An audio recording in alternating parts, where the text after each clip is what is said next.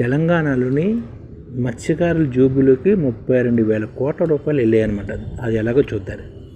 తెలంగాణలోని మత్స్యకారుల జోబుల్లోకి 32,000 కోట్ల రూపాయలు ఎలాగే చూస్తే గత 7 ఏళ్ళలో చేపల పెంపకం పథకం ద్వారా సృష్టించిన సంపద ఎలాగుందంటే 2016-17లోని 2,252 కోట్లు, 2017-18లోని 2,855 కోట్లు, 2018-19లో 3,955 కోట్లు, 2019-20లోని 5,012 కోట్లు, 2020-21లోని 5,229 కోట్లు, 2021-22లోని 5,859 కోట్లు, 2022-23లోని 6,656 కోట్లు, మొత్తంగా 31,822 కోట్ల రూపాయలు చేపల పంపిణీ పథకం ద్వారా సృష్టించిన సంపద అనమాట. సముద్ర తీరం తెలంగాణలో నీలి విప్లవం బాగా జరిగిందనమాట. సముద్ర తీరం తెలంగాణ ప్రాంతంలో నీలి విప్లవం సృష్టించింది. రాష్ట్రంలో చెరువులన్నింటి చేపలతో కలకలాడుతుంటే మత్స్యకారుల జీవితం వెలుగుజుమ్ముతున్నాయి. వెరసి మత్స్య సంబరం కొనసాగిందనమాట. మత్స్యకారుల ఆర్థిక భరోసా కల్పించాలనే సంకల్పంతో సీఎం కేసీఆర్ అమలు చేస్తున్న ఉచిత చేపల పంపకం అద్భుతాలు సృష్టించిందనమాట. కేవలం 7 ఏళ్లలోనే ఈ పథకం అక్షరాల 32,000 కోట్ల సంపద సృష్టించింది. గడిచిన 7 ఏళ్లలో ఈ పథకం ద్వారా 413.66 కోట్ల ఖర్చుతోటి 442 కోట్ల చేపల రొయ్యలను పంపిణీ చేశారు. ఇందులో 349 కోట్లతోటి 414 కోట్ల చేపలను పంపిణీ చేశారు. ఇంత భారీ మొత్తం చేపలను పంపిణీ చేసిన ఏకైక రాష్ట్రం తెలంగాణ నిలిచిందన్నమాట. ప్రభుత్వం ఉచితంగా పంపిణీ చేసిన చేపల ద్వారా 22.5 లక్షల టన్నుల చేపలు ఉత్పత్తి అయ్యాయి.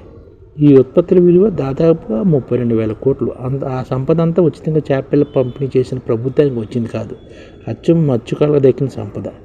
ఇది చాలా రాష్ట్రంలో మత్స్యకారుల జీవిత వెలుగు నిండాలని చెప్పడానికి ఈ పథకం ప్రారంభించి 2016-17 సంవత్సరంలో 3,939 నీటి వనరుల చేపలను వదిలిపెట్టగా 2022-23 నాడు 23,749 జలవనరుల్లో చేపలను వదలడం విశేషం.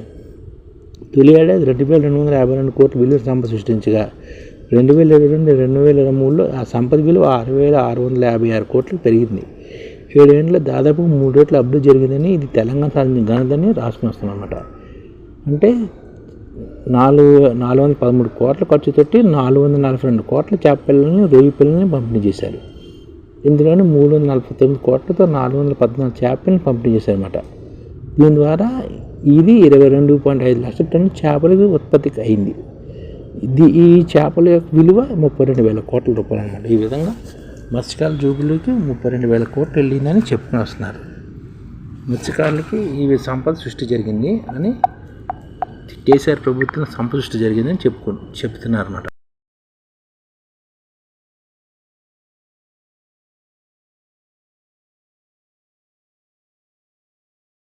ఈ ఛానల్ ముఖ్య ఉద్దేశం ఏంటంటే, మన తెలుగు రాష్ట్రాల్లో 1 కోటి మందికి సంఘటిత రంగాల్లో ఏ విధంగా ఉద్యోగాలు ఇవ్వవచ్చు, కనీస నెల జీతం 30,000 వరకు ఏ విధంగా ఇవ్వవచ్చు, ఏ విధంగా చేస్తే ఉద్యోగాలు సృష్టించబడతాయో వివరిస్తూ ఈ ఛానల్ వీడియోలు వస్తాయి.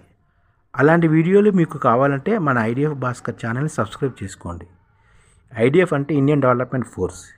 ఈ వీడియోలు చూసిన తర్వాత మీకు నచ్చితే లైక్ చేయండి, మీ ఫ్యామిలీ మెంబర్స్కి షేర్ చేయండి, మరియు మీ ఫ్రెండ్స్కి షేర్ చేయండి. Thank you. నమస్కారం.